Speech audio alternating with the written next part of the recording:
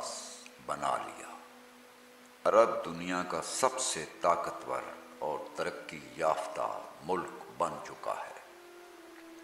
दुनिया में ताकत और तरक्की ही दो चीज़ें हैं जो मायने रखती हैं, बाकी बेकार की बातें हैं। और जहाँ तक अखलाकियात का ताल्लुक़ है, उसका शुमार भी हवाई बातों में होता है। हिंदुस्तान से कट के पाकिस्तान अलहदा मुल्क बना तो उसका जवाज़ भी दूसरी बातों में नहीं, तरक्की और ताकत में होना चाहिए था। लेकिन हम देख सकते हैं कि हमारे मुल्क का क्या हशर हो गया है। दुनिया की सफ़ों में हम कहीं पीछे खड़े हैं और मांगे पर गुजारा चल रहा है, लेकिन हमारी बड़कें सुने तो हैरानी तारी हो जाए कि हालात कैसे और बातें कैसी। पीछे फिर हम क्यों रह गए, ये सवाल है। अयाज अमीर साहब फरमाते हैं, सादा सा जवाब है इस सवाल का।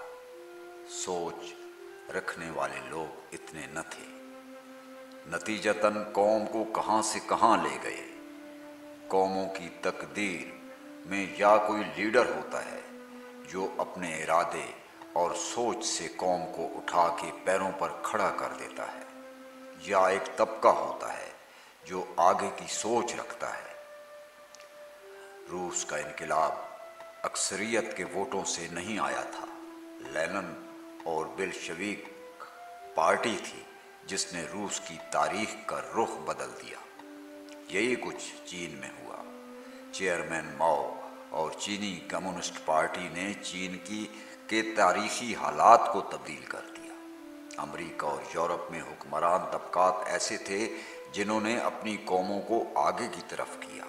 जापान में भी यही हुआ और यही जनूबी कोरिया में हुआ। हमारा हुक्मरान तबका पंजाब और सिंध के जागीरदारों और अफसरशाही के बड़े अफसरों पर मुश्तमिल था।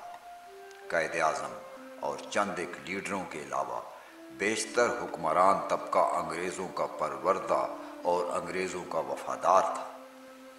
इन दिमागों में इनकलाबी सोच कहाँ से आती, इसलिए घिसे पिटे रास्तों पर चलते रहे। शुरू के सालों में जब तक अंग्रेज़ों का असर रहा तो उनकी बनाई हुई रियासती मशीनरी खुश असलूबी से काम करती रही। लेकिन जब अंग्रेज़ों का असर कम हुआ और हमारे देसी हुक्मरान तबकात का अपना खमीर सामने आने लगा तो कौम की तरक्की रुक गई और कौम पीछे जाने लगी। आज पाकिस्तान पर कायम अपनी सोच है, यानी देसी सोच। इसमें कोई इनकलाबी नज़रियात का दखल नहीं, न मगरबी रैशनल सोच इसका हिस्सा है। नतीजा देखा जा सकता है, हर तरफ खोखले और बेमायने नारे। जिस कुर्सी पर कोई बैठा है उस कुर्सी की औकात के मुताबिक अपनी जेब भरने पर लगा हुआ है।